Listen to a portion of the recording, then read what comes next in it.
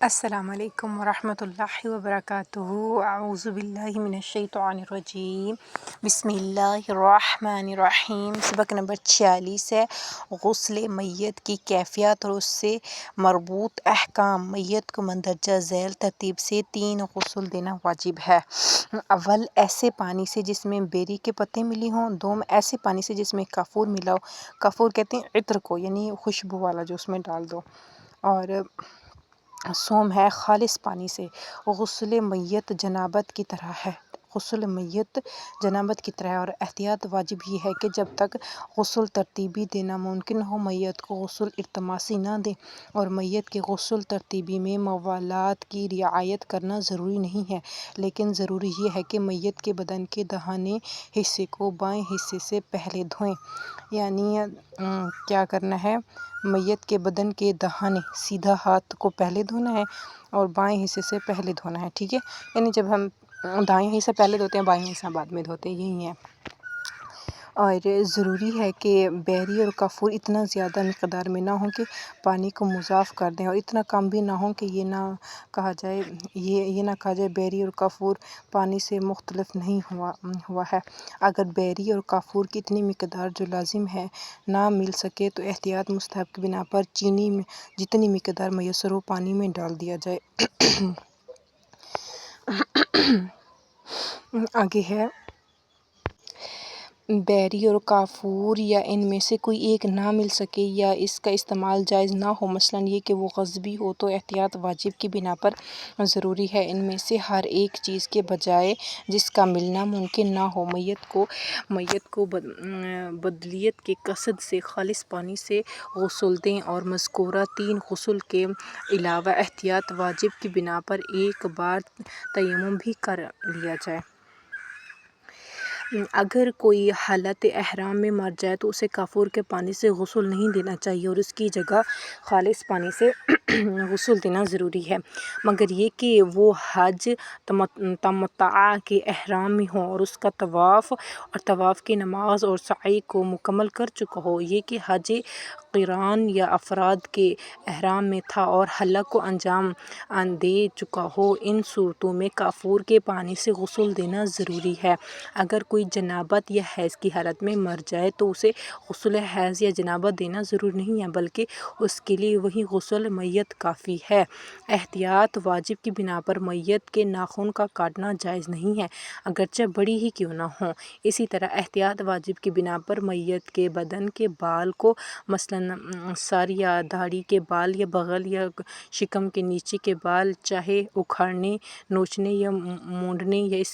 اس کی طرح کسی بھی طریقے سے ہو، ضائع کرنا جائز نہیں۔ اگر میت کی زندگی میں ختنہ نہ ہوا ہو تو اس کے مرنے کے بعد ختنہ کرنا جائز نہیں ہے۔ اہم فقہائے اعظم رضوان اللہ تعالی علیہ نے بعض امور کو غسل میت کے مستحبات اور مکروہات کے عنوان سے ذکر کیا ہے کہ امید ہے جس کی رعایت کرنا غسل کے کمال اور زیادہ ثواب کا باعث ہو، اور یہ امور مفصل کتابوں میں ذکر ہوئے ہیں۔ الحمدللہ، اگلا بھی ہم کر لیتے ہیں کیونکہ ویڈیو بہت چھوٹی ہے۔ سبق نمبر 65، میت کا تیمم۔ میت کو اس وقت تیمم دے سکتے ہیں جب پانی نہ ملے یا پانی کا استعمال شرعی منع رکھتا ہو، مثلاً یہ کہ میت کے بدن کے ٹکڑے ٹکڑے ہونے اور گوشت، کھال یا ہڈی کے نکلنے کا موجب ہو، جس کی مزید وضاحت مفصل کتابوں میں موجود ہے۔ جن مقامات میں میت کو تیمم دیا جاتا ہے، لازم ہے کہ تیمم دینے والے کے ہاتھ کے ذریعے میت کو تیمم دیا جائے، نہ کہ میت کے ہاتھ کے ذریعے، اگرچہ احتیاط مستحب یہ ہے کہ تیمم کرنے والے کے ہاتھ کے علاوہ وہ اگر ممکن ہو تو میت کے ہاتھ سے بھی اس کو تیمم دے۔ جن مقامات میں میت کو غسل نہیں دیا جا سکتا اور اس کو تیمم دینا وظیفہ ہو تو وظیفہ شرعی کے انجام دینے کے قصد سے میت کو ایک بار تیمم کرانا کافی ہے، اگرچہ احتیاط مستحب یہ ہے کہ میت کو 3 تیمم کرایا جائے تو 3 غسلوں کے بدلے میں ہو، اور 3 تیمم میں سے ایک میں ما فی الذمہ کی نیت کرے۔ میت کے تیمم میں ان شرائط کے علاوہ جو خود انسان کے تیمم کی فصل میں بیان ہوئی بعض دیگر نکات اور شرائط بھی ہیں۔ مثلاً تیمم کرنے والا نیت اور قصد قربت رکھتا ہو، میت کو تیمم کرانا ممکن ہو، پانی ملنے سے یا میت کو غسل دینے کی قدرت سے نا امید اور مایوس ہو۔ ان شرائط میں سے ہر ایک کی وضاحت مفصل کتابوں میں موجود ہے۔ کفن کے احکام: مسلمان میت کو 3 کپڑے سے جس میں لنگی، پیراہن اور چادر ہے، کفن دینا ضروری ہے، جس کو واجب کفن کے ٹکڑے کہا جاتا ہے۔ کفن سے مخصوص 3 اصلی کپڑے مندرجہ ذیل ہیں۔ لنگی جو احتیاط واجب کی بنا پر ناف سے زانوں تک ہونا چاہیے، جو بدن کے اطراف کو ڈھانپ لے اور بہتر یہ ہے کہ سینے سے پاؤں کے اوپر تک ڈھانپے۔ پیراہن جو احتیاط واجب کی بنا پر کندھے کے سر سے پیر کی آدھی پنڈلی تک جو پورے بدن کو ڈھانپ لے اور بہتر یہ ہے کہ پیروں کو بھی چھپا لے۔ تیسری چادر جس کی مقدار اتنی ہو کہ پورے بدن کو چھپا لے اور احتیاط واجب یہ کہ لمبائی میں اتنی ہو کہ اس کے سر کو دونوں طرف سے باندھنا ممکن ہو اور چوڑائی کی مقدار اتنی ہو کہ اس کے ایک طرف کا حصہ دوسری طرف پہنچ جائے۔ واجب ہے کہ کفن کے تینوں کپڑے ملا کر اس طرح ہوں کہ بدن ظاہر نہ ہو اور میت کا بدن سر پاؤں کے نیچے تک اس کے نیچے سے نمایاں نہ ہو، بلکہ احتیاط مستحب یہ ہے کہ کفن کے تینوں کپڑوں میں سے ہر ایک اتنا نازک نہ ہو کہ اس کے نیچے سے میت کا بدن نظر آئے۔ واجب کفن کے ٹکڑوں میں سے ہر ایک کو ایک ٹکڑا ہونا چاہیے، اس بنا پر اگر کوئی کپڑا جس کو مثلاً چادر بنانا چاہتے ہیں چھوٹا ہو تو اس کے کنارے دوسرے کپڑے رکھنا تاکہ اس کے ذریعے میت کے بدن کو چھپا دیں کافی نہیں ہے، بلکہ یہ کہ 2 کپڑے کو سلنے یا کسی اور طریقے سے ایک دوسرے سے ملائیں اس طرح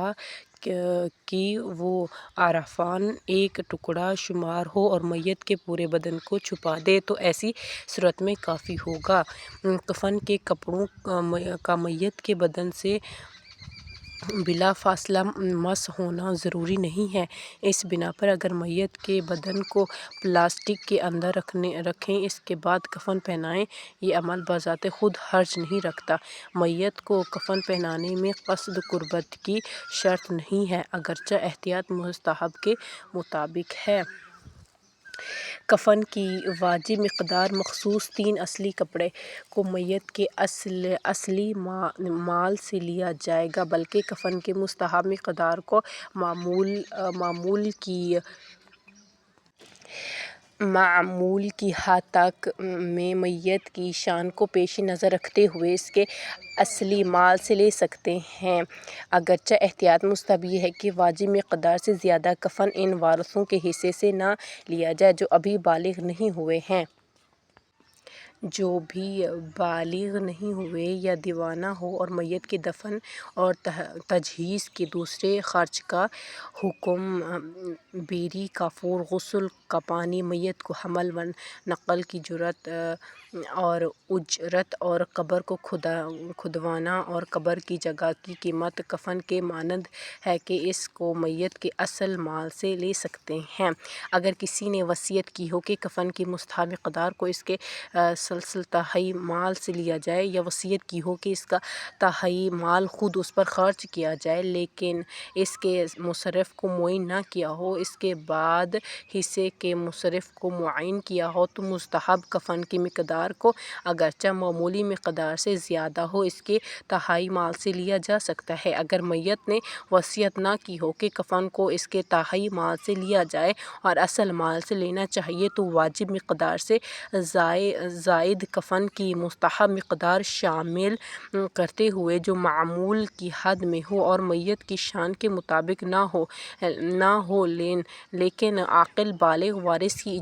اجازت سے اس کے حصے سے اضافی مقدار دار لے سکتے ہیں۔ اسی طرح اگر تجہیز و تکفین کے دوسرے اخراجات میں میت کے دفن کی طرح معمولی قیمت سے زیادہ مصرف کرنا چاہتے ہیں تو اس کی اضافی رقم کو اصل مال سے نہیں لینا چاہیے، مگر عاقل بالغ وارث کی اجازت سے اس کے حصے لے سکتے ہیں۔ اس بنا پر اگر بعض جگہوں پر دفن کرنا جو میت کی شان کے مطابق ہو اگر مفت ہو اور دوسری جگہ جہاں پیسے دینے کی ضرورت ہو تو بغیر پیسے والی جگہوں میں دفن کرنے کو مقدم رکھا جائے۔ اس بنا پر اگر وارث میت کو ایسی جگہوں پر دفن کرنا چاہتے ہو جہاں پیسہ دینے کی ضرورت ہو تو اس قیمت کو اس کے اصل مال سے نہیں لے سکتے، مگر یہ کہ بالغ عاقل وارث کی اجازت سے ان کے حصے سے ادا کرے۔ عورت کے کفن کی ذمہ داری شوہر پر ہے، اگرچہ عورت کم سن یا دیوانی ہو یا اس کو دخول نہ کیا ہو یا وہ غنی ہو اور اپنا مال بھی رکھتی ہو، اور اسی طرح اگر عورت عقد موقد مطاع ہو، ناشزہ نافرمان ہو، اپنے شوہر کی اطاعت نہ کرتی ہو، اگر عورت کو اس تفصیل کے مطابق جو طلاق کے احکام میں بیان ہوگا طلاق رجعی دینے اور وہ عدت کے ختم ہونے سے پہلے مر جائے تو اس کے شوہر کے لیے ضروری ہے کہ اس کو کفن دے، اور اگر شوہر بالغ نہ ہو یا دیوانہ ہو تو شوہر کے ولی کو چاہیے کہ اس کے مال سے اس کی بیوی کو کفن دے۔ عورت کے کفن کا شوہر پر واجب ہونے کے لیے شرط یہ ہے کہ عورت کا مرنا شوہر کے ساتھ یا اس کے مرنے کے بعد نہ ہو اور دوسرا شخص بلاعوض عورت کے کفن کو نہ دے رہا ہو، اور شوہر پر کفن دینا بہت ضروری ہے، یعنی بہت زیادہ سختی کا سبب نہ ہو۔ اس بنا پر اگر شوہر کفن دینے کے لیے مجبور ہو جائے، قرض لے لیا یا اپنے مال کو گروہ سے آزاد کرے، ان امور کو انجام دینا حد سے زیادہ سختی جو معمولاً قابل تحمل نہیں ہے نہ رکھتا ہو تو واجب ہے اس کام کو انجام دے۔ اور اگر